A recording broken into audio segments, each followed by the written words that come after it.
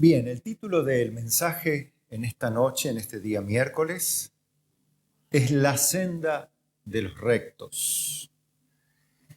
Y vamos primero a Isaías 30, verso 8. A partir de allí vamos a ver algo que aún en la actualidad encontramos, pero vamos a ver que por lo menos acá de una manera clara, tristemente expuesta por la palabra de Dios, la condición de los hombres de aquella época, del pueblo de Dios. Usted dice, bueno, gente del pueblo de Dios debe ser gente especial. Bueno, no siempre pasa eso. No debería pasar, pero Dios permite que pase para que se cumpla su palabra que dice que el trigo y la paja serán separados, así como el trigo y la cizaña crecen juntos y un día son separados, pero por Dios, no por nosotros. Nosotros no tenemos que separar el trigo de la cizaña. Debemos aprender a convivir en un mundo de verdaderos y falsos cristianos. Eso no significa apañar todo pecado, no. Tolerar el pecado no significa convivir cristianamente entre el justo y el que no lo es. Pero hay una senda, un camino que quiero hoy volver a exaltar y poner por encima del resto de las maneras de vivir cristianas, voy a decirlo así, o piadosas, o pseudo piadosas, o aparentemente piadosas, que pareciera que son bien fundamentadas y que está bien, pero que no está bien en realidad.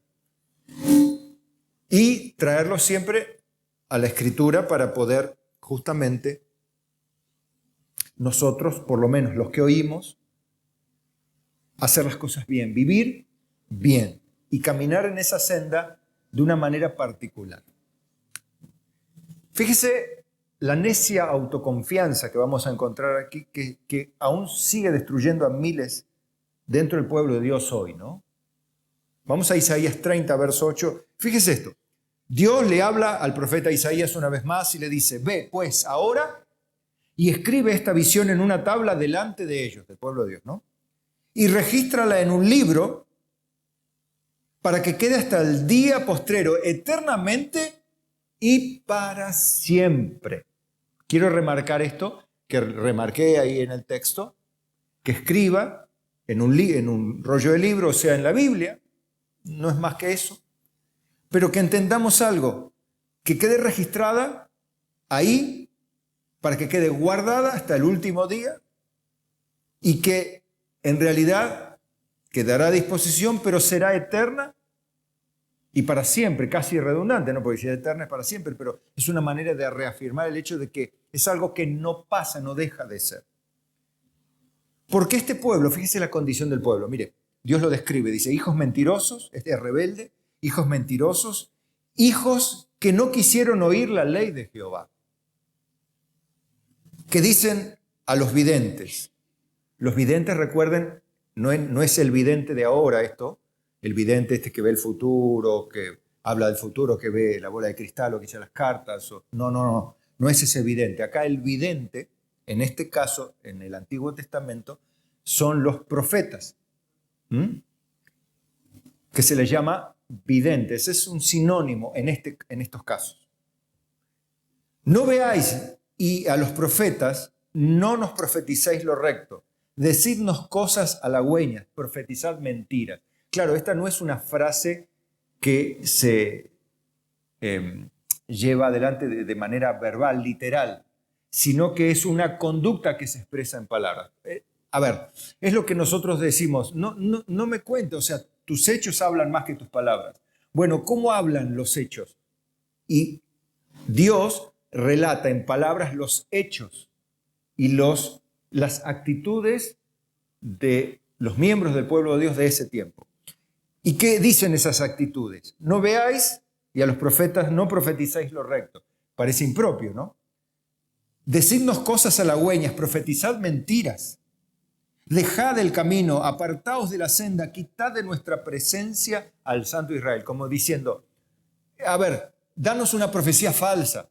Tiranos algo divertido, algo que sea encantador, motivador. No nos traigas las cosas de Dios. Dios mismo está diciendo eso, ¿no? Del pueblo de Israel. Por tanto, este es el juicio, ¿no? El Santo de Israel dice así, porque desechasteis, esta palabra y confiasteis en violencia y en iniquidad, y en ello os habéis apoyado. Por tanto, os será este pecado como grieta que amenaza ruina. ¿Vieron lo que hace una grieta en una pared? ¿Qué está haciendo? Amenazando la estabilidad de la pared. Ha pasado en muchas casas, ¿no? Que el agua, roto un caño, ha socavado durante mucho tiempo, se hace una grieta, y esa grieta que amenaza, y en tirar abajo hasta la losa, toda la pared, ¿no? Bueno, esta es la misma descripción. Extendiéndose en una pared elevada, cuya caída viene súbita y repentinamente. Y se quedará como se quiebra el vaso de alfarero, que sin misericordia lo hace en pedazos. Tanto que entre los pedazos no se haya tiesto para traer fuego del hogar y para sacar agua del pozo. O sea, no sirve ni un pedazo para retener agua. Fíjese que es la descripción que utiliza Dios, muy de aquel tiempo, vasijas de barro. ¿Cómo hace el alfarero cuando destruye la vasija que no sirve para nada? Y la hace añicos, de manera tal que ni el pedazo más chico sirve para llevar nada de agua, nada, ¿verdad? Bueno, así Dios describe cómo va a quedar el pueblo, fíjense. Porque así dijo Jehová el Señor, el Santo Israel, y aquí viene por otro lado, una palabra de esperanza para los fieles. En descanso y en reposo seréis salvos. En quietud y en confianza será vuestra fortaleza, y no quisisteis. Ese contraste, ¿no? Fíjese qué lindo, por un lado, para el verdadero creyente. ¿Cómo es la salvación para el creyente o la ayuda de Dios? En descanso y reposo, en quietud y en confianza. Así será la fortaleza que Dios trae a disposición del pueblo de Dios. Pero ellos no quisieron. ¿Qué querían ellos? Querían fiesta, en un sentido, querían profecía, profetizarnos cosas. No nos hables de la palabra de Dios, no queremos la palabra de Dios. ¿Qué queremos? Que nos hables cosas buenas, cosas motivadoras, cosas, que nos muevan a las emociones. No queremos la ley de Dios. No, la ley, no. Queremos, no nos hables la palabra de Dios. No, nosotros confiamos en que con nuestra fuerza, nuestra violencia, en eso nos apoyamos y vamos a destruir a nuestros enemigos. Los vamos a hacer pedazos. Y ellos no quisieron la forma de Dios, quisieron su forma de vivir la fe. ¿Se dan cuenta? Sino que dijisteis, no, antes huiremos en caballos, por tanto vosotros huiréis. Sobre corceles veloces cabalgaremos, por tanto por tanto serán veloces vuestros perseguidores. Y fíjese la proporción que le da. 1 millar huirá a la amenaza de 1, y a la amenaza de 5 huiréis vosotros todos hasta que quedéis como mástil en la cumbre de un monte y como bandera sobre una colina. O sea, totalmente solos. ¿Vieron alguna especie de antena, monumento, bandera, crucifijo en la cima de alguna de las sierras que tenemos en Córdoba? Bueno, vos la ves solita allí en el medio de la cumbre. Bueno, ¿eso qué tipifica? ¿Qué ilustra el Señor con eso? Que se van a quedar recontra solos cada uno.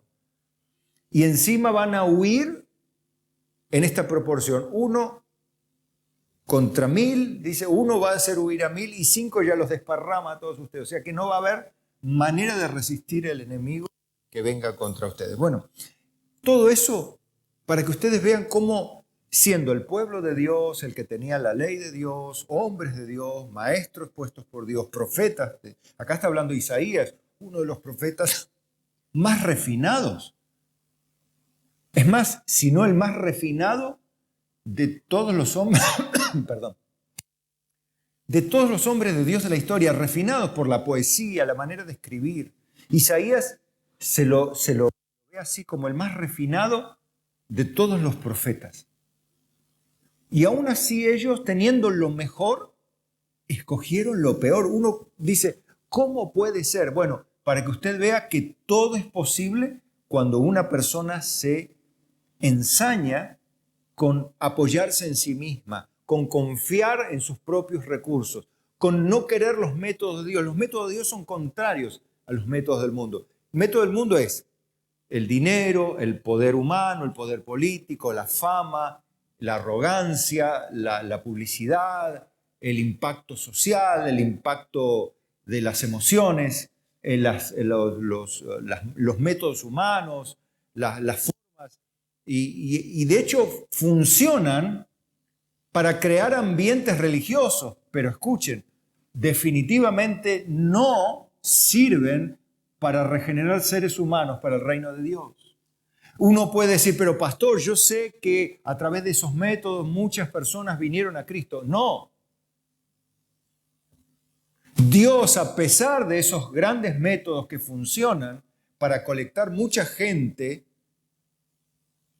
salvó igualmente a algunos a través de la obra regeneradora del Espíritu Santo que impulsó a esas personas al arrepentimiento, a la fe en Jesucristo y a las buenas obras, a la cual Dios impulsó a esas algunas personas que vos nombrás, pero que definitivamente no fueron traídas al reino de Dios por los gigantes métodos o poderosos métodos humanos que se utilizan y que funcionan, digo, pero que no son capaces de traer personas al reino de Dios.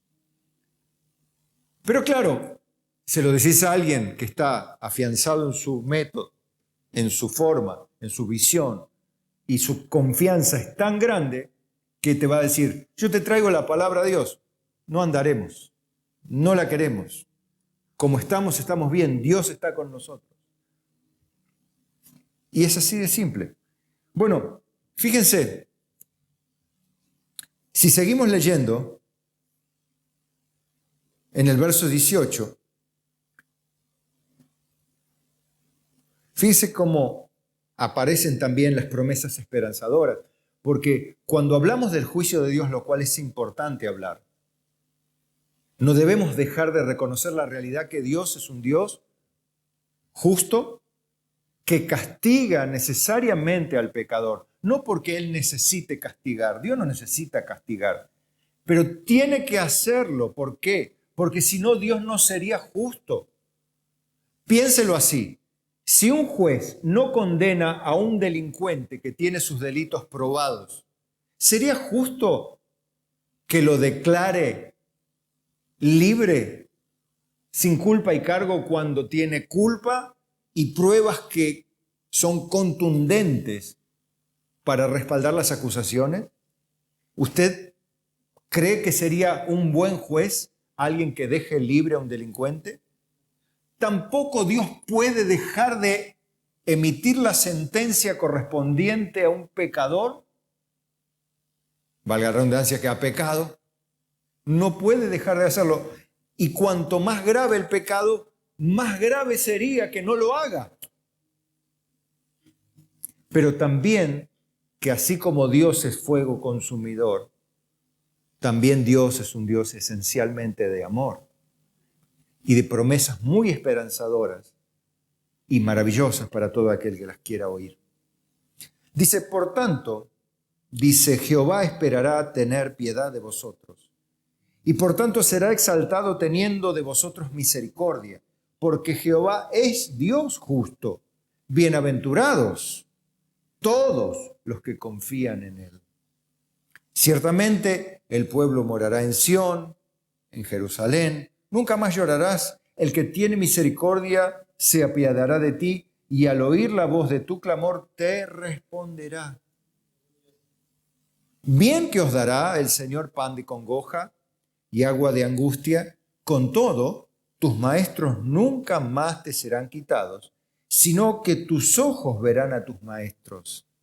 Entonces tus oídos oirán a tus espaldas palabra que diga, este es el camino, andad por él y no echéis a la mano derecha, ni tampoco torzáis a la mano izquierda.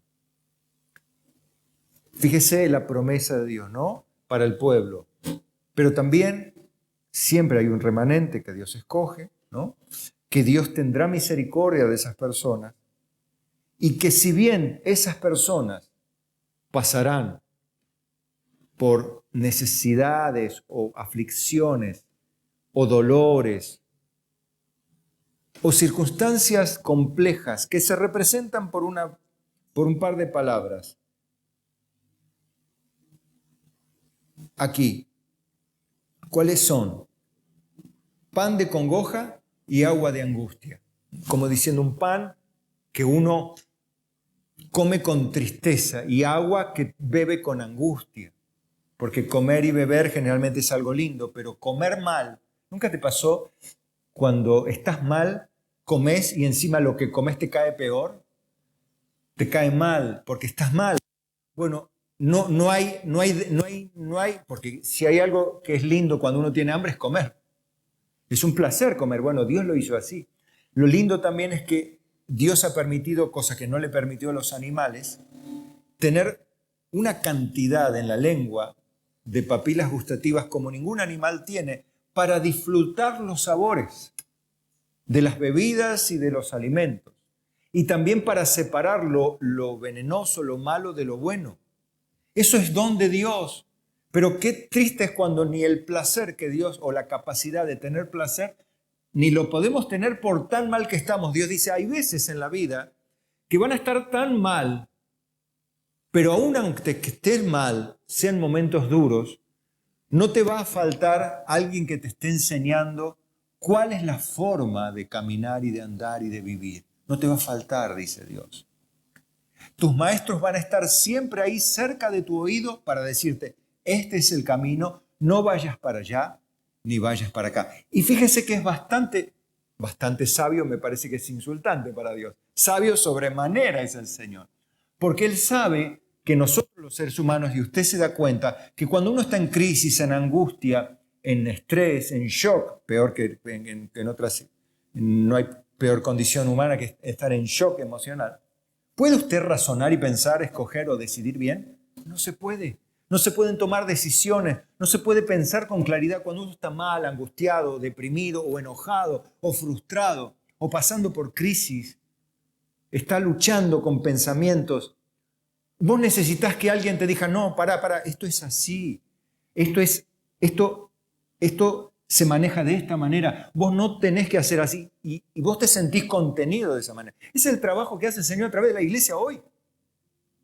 Por eso es tan importante que las personas cuando están mal no vayan a refugiarse en el mundo, en la bebida, en una fiesta. No, sino es la mejor forma, es la mejor oportunidad para venir a la iglesia, a la casa de Dios, a aprender la palabra, para que escuches los maestros que Dios te puso, no para darle gloria al maestro, sino para que la gloria de Dios que está sobre el maestro de turno pueda alcanzar tu vida y encaminarte aún en el tiempo de angustia y de necesidad.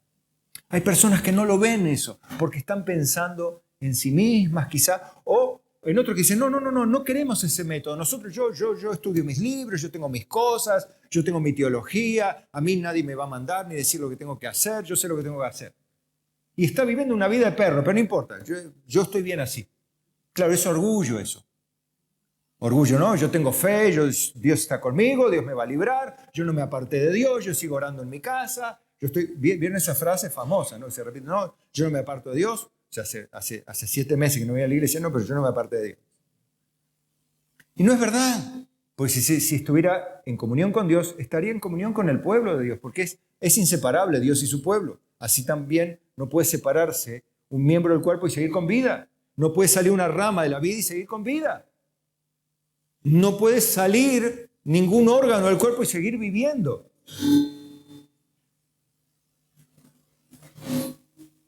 Definitivamente necesita la comunión. Bien, pero esto, claro, cuando uno está obstinado, enojado, amargado, no se da cuenta, está enceguecido por su propio pecado. Y esto nos puede pasar a todos, pero qué bueno que Dios es bueno.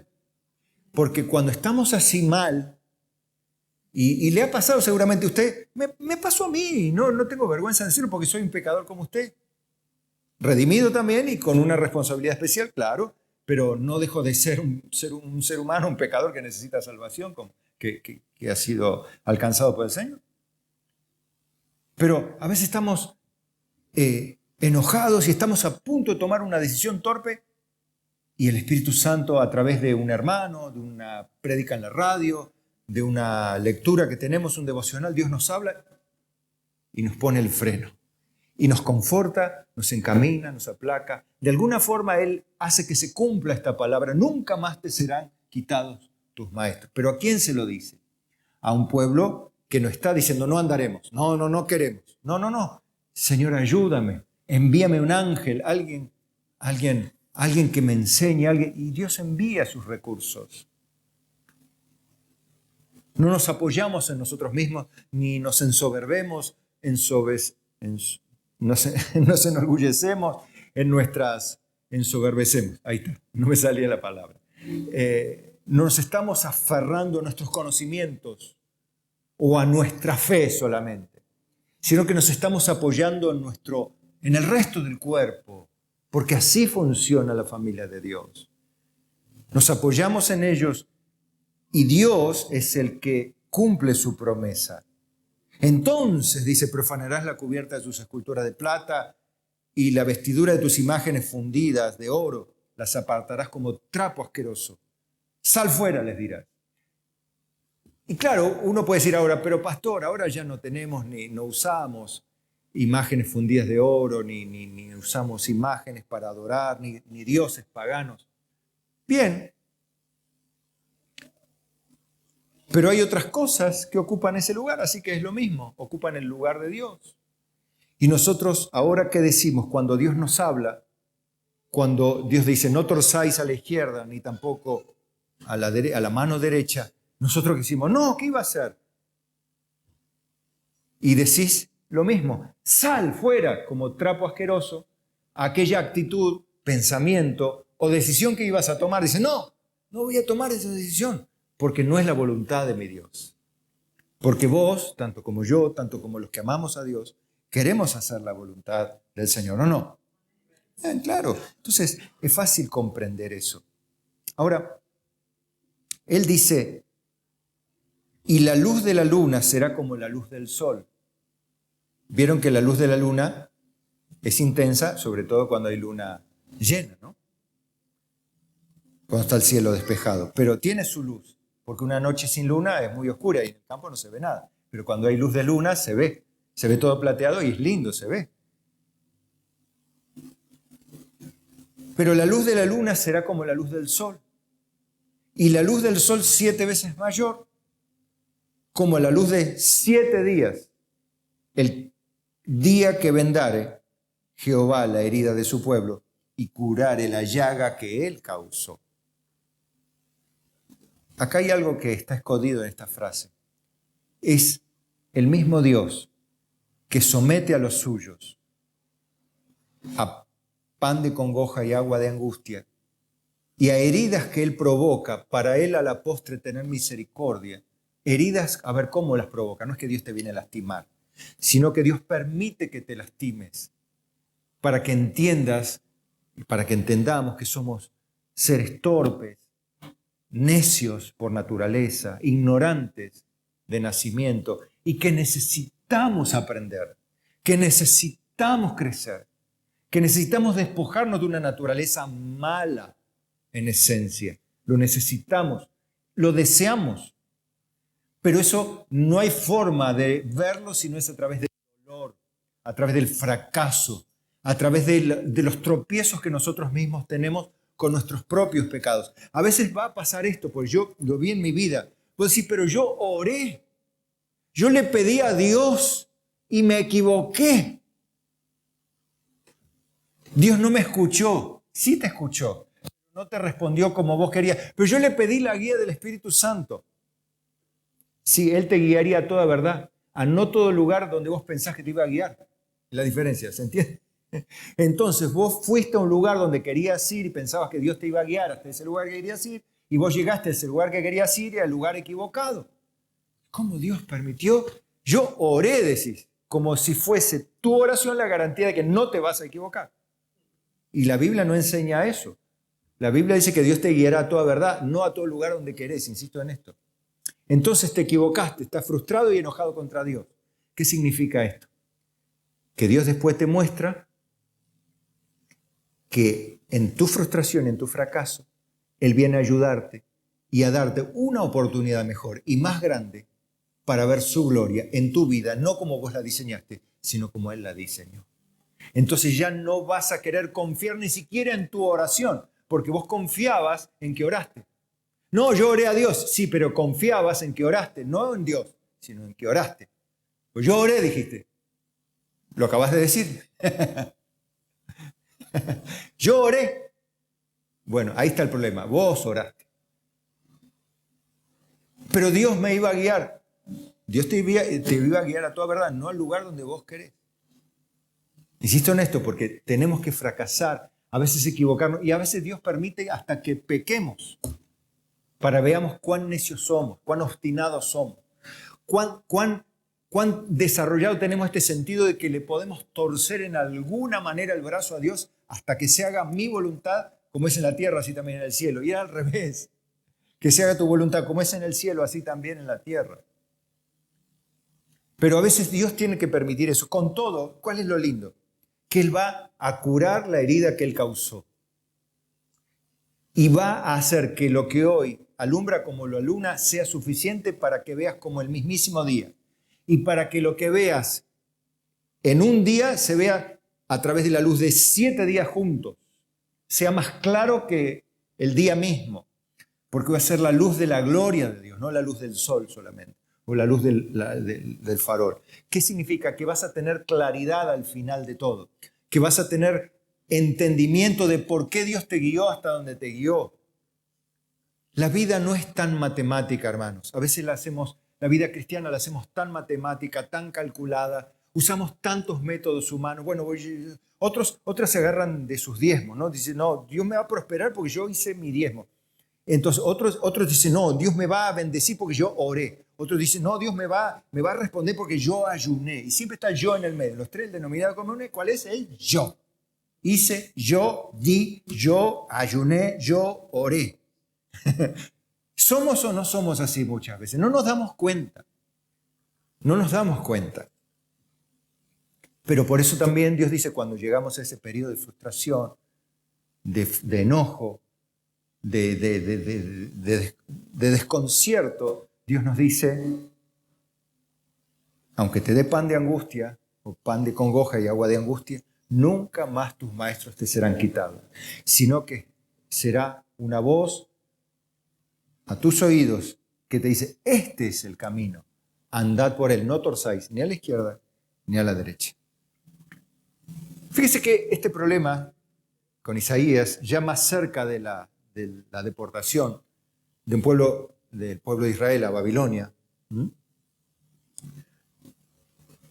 el tiempo de Jeremías, tampoco quisieron escuchar, o sea, ustedes saben que en el tiempo de Isaías fueron de mal en peor, no mejoró nada la audición, espiritualmente hablando, del pueblo de Dios. Miren Jeremías 6:13, dice, desde el más chico de ellos hasta el más grande, cada uno sigue la avaricia, y desde el profeta hasta el sacerdote, todos son engañadores. O sea, es un desastre. No significa absolutamente todos, pero la mayoría, sean ministros, sean hombres importantes, profetas o gente común, son todos dados al dinero, a lo material, a lo terrenal, y todos se mienten entre ellos, decían, ¿no? ¿Y qué más? ¿Cuál era el problema? El mismo problema que se repite. Y curan la herida de mi pueblo con liviandad diciendo paz, paz, y no hay paz. Fíjense si hoy, no sé si no se cansan de escuchar esto, pero dicen, bueno, vamos a orar. Como diciendo, nosotros vamos a orar y te vamos a solucionar todos tus problemas. Bueno, vos andá tranquilo, nosotros vamos a orar. ¿No? Está bien, hay que orar o no. Tenemos que orar. Y si está alguno enfermo, tenemos que orar por los enfermos. Pero no me refiero a eso que Dios manda que con fe y humildad hagamos. y que oremos los unos por los otros. Está bien, debemos hacerlo y fervientemente, constantemente, y orar por todos los santos, y orar por los pastores, y orar por los misioneros, y orar los unos por los otros. Eso en ningún momento se da de baja.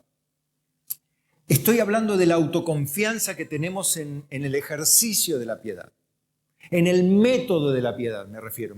¿Me siguen? No estoy hablando del hecho en sí con el contenido espiritual que debe tener, sino en el método espiritual, en la oración, en el ayuno, en la ofrenda, en el diezmo, en el dar o en el trabajar o en el servir. Nosotros nos apoyamos en el evento, en el dinero, en el proceso o en el rito, lo que sea.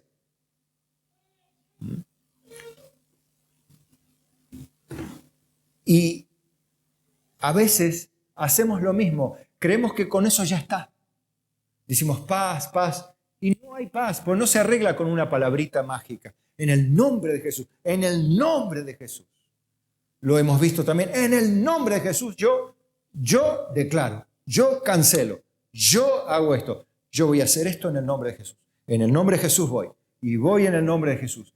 No estamos confiando en Jesús, estamos confiando en el hecho de proclamar verbalmente el nombre de Jesús para salir a la cancha, para salir al combate, para salir al trabajo. En el nombre de Jesús, allá voy. Y confiamos no en Jesús o en el Señor que nos sustenta, nos guía, nos cuida o nos pone a prueba, sino en el hecho de que yo ya dije, yo ya salí orado, o ya oré por la comida. Pues yo me puedo comer un tarro de veneno, pero como ya está orado, ya no me va a hacer daño. Porque la Biblia dice que tomaréis serpientes en las manos y bebieres cosas mortíferas, no os hará daño. Claro, es un punto exagerado, pero viene bien para esto de que no todo lo que orás es santificado a la manera de que se reconvierte una bolsa llena de mercurio en pochoclos para comer. Es obvio que no. Pero exagerando bastante, ¿no? Por supuesto. Pero la idea es esto, que nosotros somos simplistas en vez de ser sencillos hijos de Dios, que no es lo mismo. ¿Se han avergonzado de haber hecho abominación? Ciertamente no se han avergonzado, ni aún saben tener vergüenza, por tanto caerán entre los que caigan. Cuando los castigue caerán, dice Jehová. Así dijo Jehová, y escuchen esto. Paraos en los caminos y mirad, y preguntad por las sendas antiguas, ¿cuál es el buen camino y andad por él?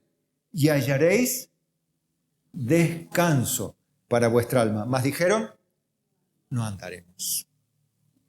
Puse también sobre vosotros atalayas que dijesen, escuchad el sonido de la trompeta. Y dijeron ellos, no escucharemos. Seguían negados, ¿eh? El pueblo de Dios seguían negados, totalmente negados a las formas de Dios, a la palabra de Dios, a los métodos de Dios. Ahora, yo quiero decir esto y después lo ampliamos. Fíjese que en ese tiempo no había tecnologías, ¿verdad? No había tecnología. Sin embargo, había sí pecado. ¿Y cuál era el pecado? Ser obstinado, ser necio. Apoyarse en uno mismo, apoyarse en su método, apoyarse en su sistema religioso que adaptó de alguna manera y que la mayoría sean ministros, sacerdotes, pastores, profetas, lo que sea. Hoy vemos lo mismo. O sea, multitudes, y porque son multitudes, y porque sale en la tele, y porque sale en internet por todos lados, y porque todo el mundo le da likes, porque todo el mundo lo sigue, decir que está bien. Debe ser que donde va la mayoría está bien.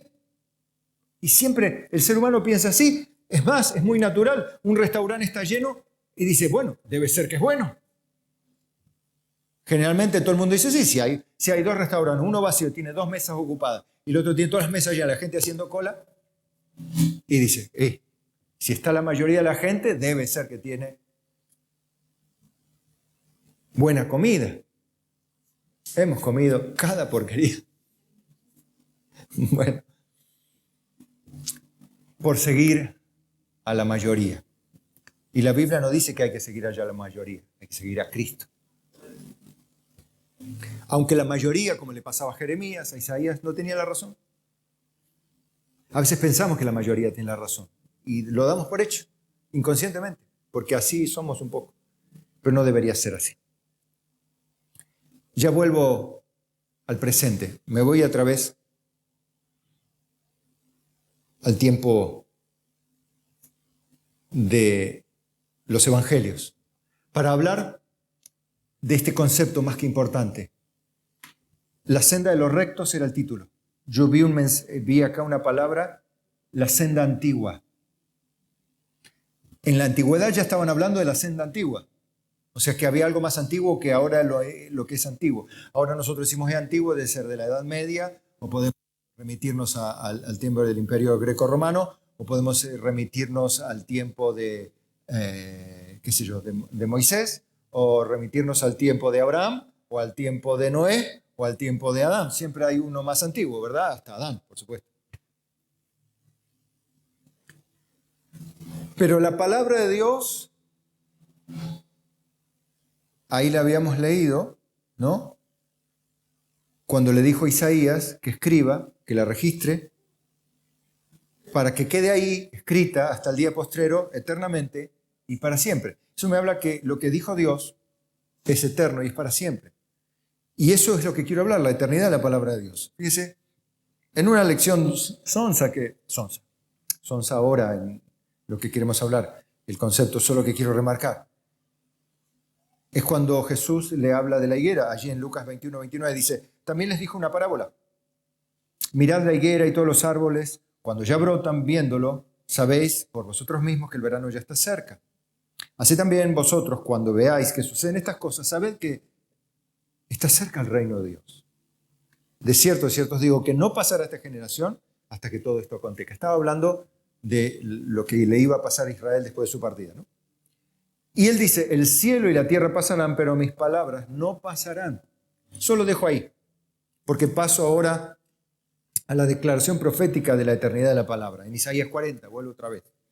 A Isaías 40. Dice, vos que decías, esto es lo que cita Juan el Bautista, ¿recuerdan? Dice, vos que decías a voces, y yo respondí, ¿qué tengo que decir a voces? Que toda carne es hierba y toda su gloria como flor del campo. La hierba se seca y la flor se marchita porque el viento de Jehová sopló sobre ella. Ciertamente como hierba es el pueblo. Sécase la hierba, marchítase la flor, mas la palabra del Dios nuestro permanece para siempre. Para siempre. O sea, pasa todo el hombre y todo nace, vive y muere. Nace, desarrolla, vive y muere. Pero la palabra de Dios es eterna. Y cuando pensamos, no, bueno, pero la ley se cumplió, la ley ya no está vigente, decimos, no, ahora no estamos en la ley, como a veces está demasiado deformado el concepto, no, ya no vivimos en la ley. No está bien decir eso. Mucha gente, no, eso es de la ley, no, eso es de la ley. Como que no tenemos ley los cristianos, ahora nosotros vivimos por fe. Y es simplemente irracional el concepto, porque ningún ser humano puede vivir sin ley. No puedes vivir sin ley, ni desde que naces en tu casa, no puedes vivir sin ley en el jardín de infante, porque, ¿cómo es el cantito? A limpiar y ordenar cada cosa en su lugar.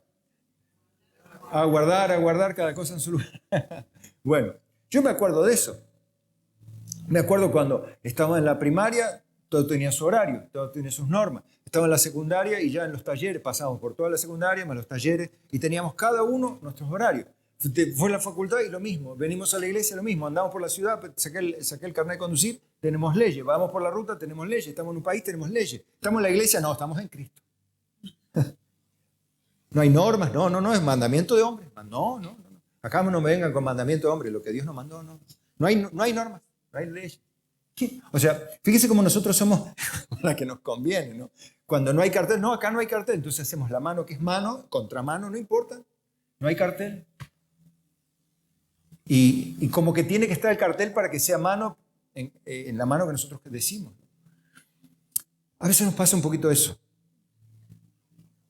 Cristo no vino a quitar la ley, sino a cumplirla. Miren Mateo 5:17, dice, no penséis que he venido a abrogar la ley, o sea, a quitarla. O los profetas, no he venido a abrogar, sino para cumplir. De cierto, porque de cierto os digo que hasta que pasen el cielo y la tierra, ni una jota ni una tilde pasará de la ley hasta que todo se haya cumplido. De manera que, cualquiera que quebrante uno de estos mandamientos muy pequeños, y no le está hablando a los judíos, si se quiere, o a los cristianos que eran judíos, muy pequeños, y así los enseña a hombres, muy pequeños será llamado en el reino de los cielos. Generalmente uno no hablaba entre los judíos del reino de los cielos, ya hablaba entre los cristianos del reino de los cielos. Mas cualquiera que los haga y los enseñe, será llamado grande en el reino de los cielos. Porque os digo que si vuestra justicia no fuere mayor que la de los escribas y fariseos, no entraréis en el reino de los cielos. Si bien usted me puede decir, bueno, pero esto depende de la justicia perfecta de Cristo, está bien, sí. Pero visto al revés, si no solamente se refiere a eso, no puedo decir, bueno, ya Cristo cumplió toda la ley, entonces yo no tengo que cumplir, no tengo obligación de cumplir nada. No puedo pensar, no es irracional. Dice, no, yo ya tengo que vivir por la ley del Espíritu. ¿Y qué es la ley del Espíritu? Y bueno, hacer lo que sentís. Esa no es la ley del Espíritu. La ley del Espíritu no es hacer lo que uno siente guiado por el Espíritu Santo, supuestamente. Porque si cada uno va a ser guiado por lo que subjetivamente recibe desde el cielo, ¿para qué ponemos la flecha? ¿Para qué ponemos la norma si Dios controla todo? ¿Para qué andamos? ¿Para qué sacamos el registro si ya tenemos el permiso de Dios para andar en la calle? ¿Entiende el concepto? Y paso rapidito por esto. ¿Por qué? Porque no me voy a remitir ahora a defender qué leyes son los pequeños mandamientos, porque ya lo dijimos una vez, cuáles son los grandes mandamientos. Pero hay leyes que cumplir, hay principios que respetar. ¿Qué quiero decir con esto? Que a veces nosotros nos armamos un sistema de leyes y nos apoyamos en lo que cumplimos para sentirnos bien, para sentir fe, para sentir que merecemos algo, una bendición. Porque Dios no es deudor de nadie, decimos erróneamente, ¿no? Más vale que Dios no es deudor de nadie. Y nosotros, aunque hagamos 100 veces las cosas bien, tampoco sigue siendo deudor nuestro, sino nosotros somos deudores de Él, siempre. Porque lo que Él nos dio no lo podemos pagar nunca, así que siempre le debemos. No es que Dios nos debe algo porque hicimos algo bueno. Hay una recompensa, sí, cada uno según la obra, pero ¿a qué voy? Es que nosotros, hermanos, somos ¿cómo decirlo otra vez? Tenemos una forma de caminar donde parece que nos apoyamos, siempre tendiendo a apoyarnos en nuestra religión, nuestro sistema de creencias, en nuestro sistema de acciones buenas, en un sistema de recompensas creado por nosotros. Si bien, insisto, las recompensas son de Dios, hay los premios de Dios, Dios da coronas, da recompensas, paga a cada uno según su obra, está todo bien, pero nosotros a veces nos ceñimos solamente a las cosas que nos gustan mantener entre nosotros. Pero yo quiero remitirme a esto, hermano, que hay una sola forma de vivir, que las palabras de Dios no pasan, que las mismas palabras que están en la Biblia desde hace miles de años son las mismas palabras que tenemos que aplicar hoy. Nada más. A eso, usted me dice tanta vuelta para decir eso. Bueno, pero era, como siempre, necesario demostrarlo o fundamentarlo antes de llegar a la conclusión de que no sirve, hermano, los métodos humanos, los recursos humanos, todo lo que quieras inventar para vivir la vida, no sirve si no aplicas las sencillas palabras de Dios. Pero eso es antiguo, no es antiguo. Si es la palabra de Dios, no es chapado a la antigua, no es antiguo. Ustedes vieron, en términos sociales, el matrimonio es una pieza de museo. Para Dios es la primera institución creada y sigue siendo tan vigente como lo fue en el tiempo de Adán antes de la caída. Sigue teniendo el mismo valor para Dios. El mundo lo tiró por la ventana, si quieren, hace rato. Y la iglesia de Cristo también. No valora lo que la Biblia valora. Nosotros nos remitimos a veces a opiniones, a movimientos. ¿Vieron? En la iglesia de Cristo, en términos modernos, viniendo ahora, nos cabe este concepto, lo nuevo de Dios. ¿Sintieron esta frase, no? Como si hubiera cosas nuevas de Dios. Como si Dios dijera cosas nuevas. Pero la palabra de Dios es eterna, es para siempre, no es vieja, ni siquiera es vieja, ni siquiera es antigua. Pero pastor, usted acaba de leer, mirad por la senda antigua. No está refiriéndose a que hay palabras antiguas de Dios y palabras modernas. No está diciendo eso. Está diciendo, miren cómo en la antigüedad andaban por la palabra y hoy hagan exactamente lo mismo y les va a ir bien. Hallaréis descanso para vuestras almas. Pero hoy, ¿por qué andamos con la cabeza así? No se cumple la palabra hallaréis descanso para vuestras almas. ¿Por qué no hallamos descanso para nuestras almas? Porque no caminamos por la senda de los justos. Caminamos por lo que a nosotros nos parece justo. Y esto, pero pastor, usted me puede decir, pero ¿qué estoy haciendo mal? Bueno, en realidad yo no te voy a escudriñar el corazón. Sos vos, soy yo, cada uno de nosotros debemos tratar de leer la Biblia y creer lo que dice que hagamos, aunque parezca medio anticuado. Bueno, pero ahora las tecnologías, yo sé que ayudan a muchas cosas, son útiles, acortan tiempos, pero convengamos que también complica la vida en otros aspectos. ¿Sí? Lo nuevo siempre es mejor. No. Las nuevas tecnologías puede que sean mejores. Sabemos, ¿no? El iPhone 13 es mejor que el 12. O el iPhone 14 es mejor que el 13. Si quieren, los que les gusta Samsung. El S24 es mejor que el S23 y el S23 es mejor que el S22 y el S22 mejor que el S21. Se supone que cuando venga el S25 será mejor que el S24. Pero esas son las tecnologías.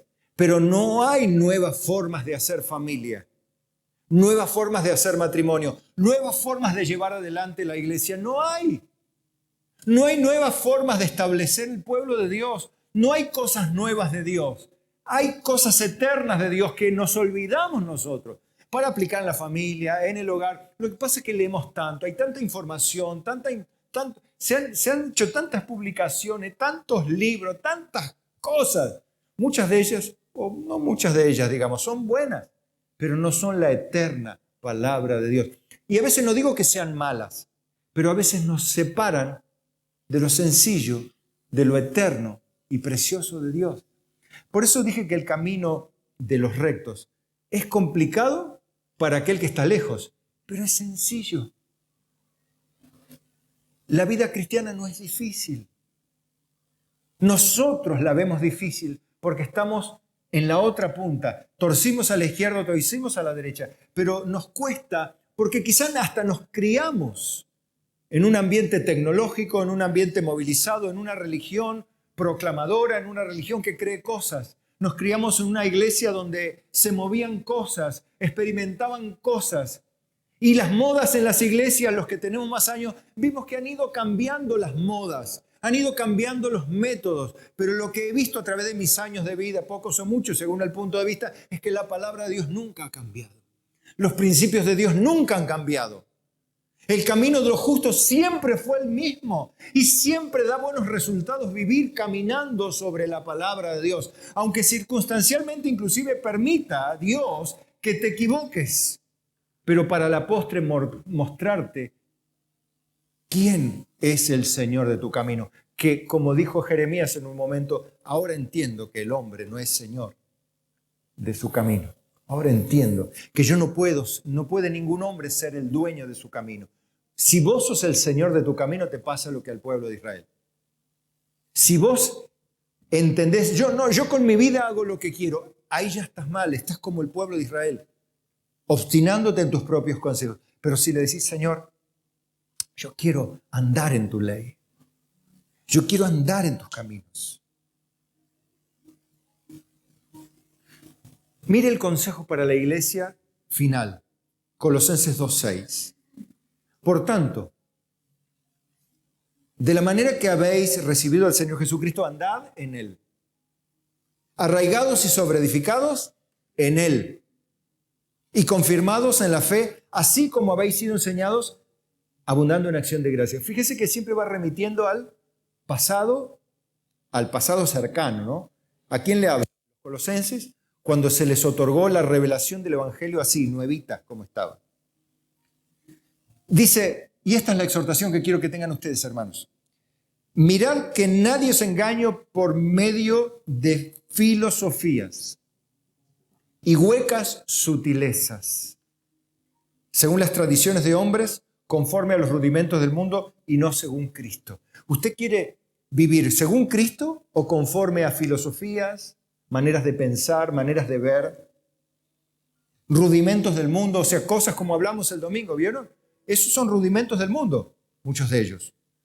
Otros son filosofías, maneras de ver la vida, maneras de pensar la vida. Otras son huecas sutilezas, huecas, que son cosas muy, muy parecidas a la verdad y son inconsistentes. Pero están. Y muchas personas se agarran de esas porque tuvieron una experiencia, un impacto pequeño, y dicen, si a mí me hizo bien, debe ser que está bien. Y está mal la referencia, otra vez. Confían en sí mismos, confían en la experiencia, confían en su territorio de religión, por decirlo así. Pero el punto es tratar de volcarse a confiar en lo sencillo de la palabra. Cosas como que nos enseñaron cuando éramos chicos, la obediencia trae bendición. Pero no es la obediencia a cualquier cosa, sino la obediencia a las sagradas escrituras. Obedecer como hacerse medio anticuado. Ahora no sé, eso es de viejos, hacer esas cosas. Miren, hay cosas que pueden ser culturalmente viejas o antiguas o anticuadas. Y la palabra fea que se utiliza, ¿no? Ya es con desprecio, es retrógrada, ¿no? Que se utiliza.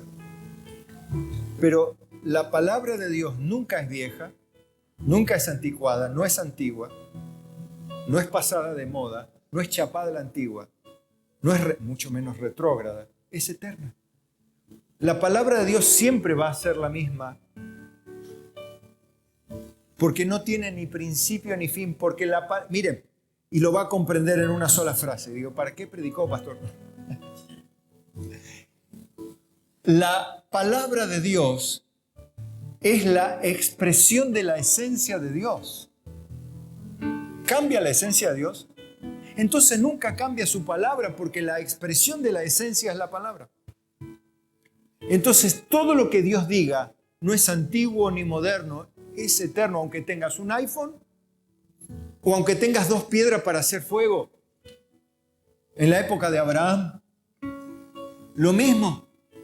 Aunque estés criando una vaca ahí, o qué sé yo, haciendo un altar con Abraham, con leña, y viviendo en una tienda de campaña hecho de cuero de animales, con postes y palos, viviendo del agua de un pozo, o teniendo un Samsung, un Toyota, qué sé yo, un Mercedes, un avión, lo que quieras.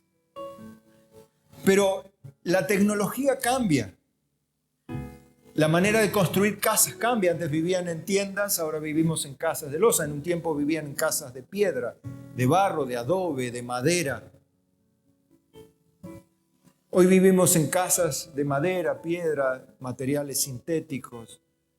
Pero es lo mismo, eso cambia. Pero la palabra de Dios no cambia. Los principios de Dios no cambian. Entonces, ¿cuál es el mensaje de hoy, pastor? La senda de los justos es siempre la misma. No va a haber cosas nuevas para los justos.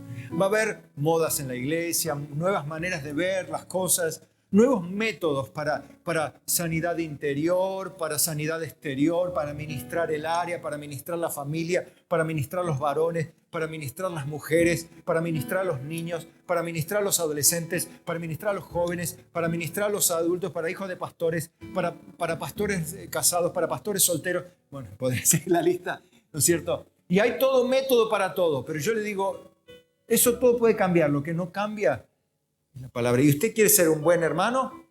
Lea la Biblia. ¿Quiere ser un buen hijo? Lea la Biblia. ¿Quiere ser un buen esposo? Lea la Biblia. Lea y aplique la Biblia, ¿no? ¿Quiere ser un buen pastor? Me diría yo, y bueno, lee la Biblia y aplica. ¿Entiende?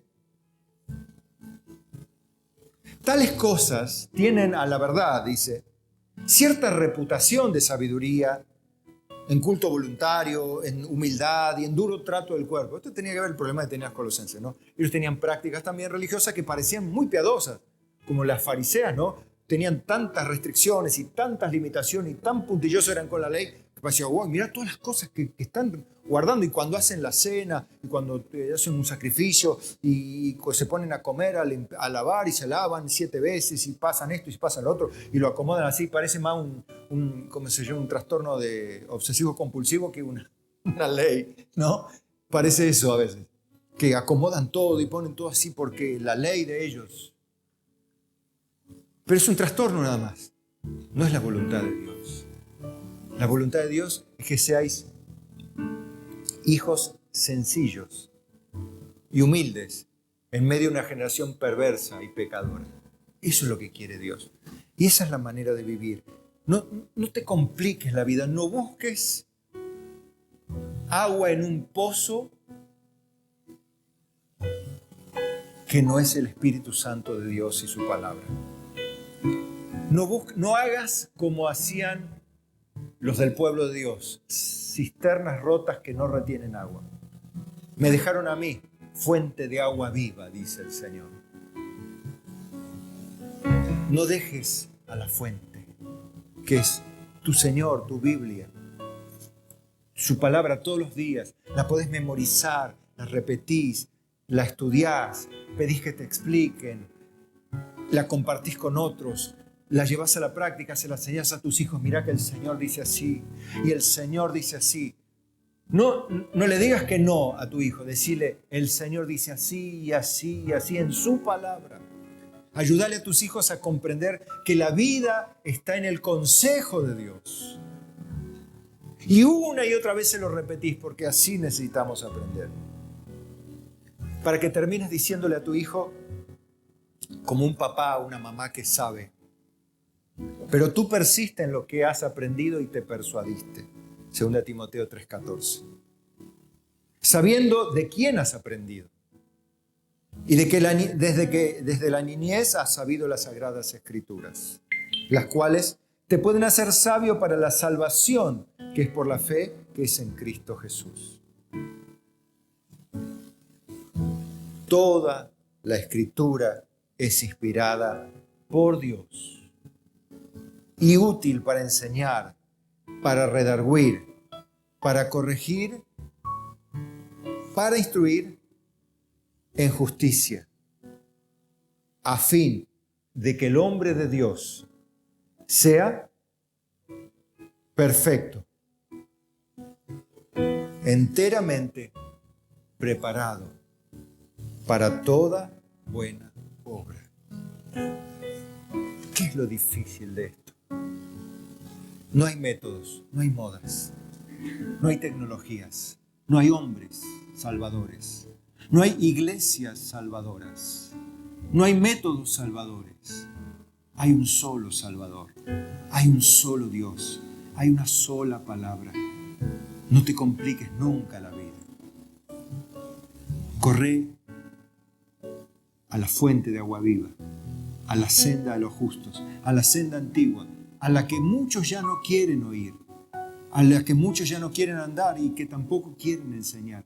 Pero vos no te preocupes, aunque te digan de todo, en definitiva, en el día en que te juzguen, ninguno de ellos estará allí para defenderte ni para acusarte. Sino ahí estarás vos, el juez de toda la tierra, y tu santo Salvador que tanto amaste y que siempre serviste con tanta devoción. Entre los tres vas a escuchar vos, la voz en tu corazón, no ya la de tus maestros que te dirán este es el camino, no torzáis a derecha ni, sino la voz de tu maestro con mayúscula, que te dirá, hijo, bienvenido, hija, bienvenida. Sobre poco has sido fiel, sobre mucho te pondré. Entra al gozo de tu Señor. Amén.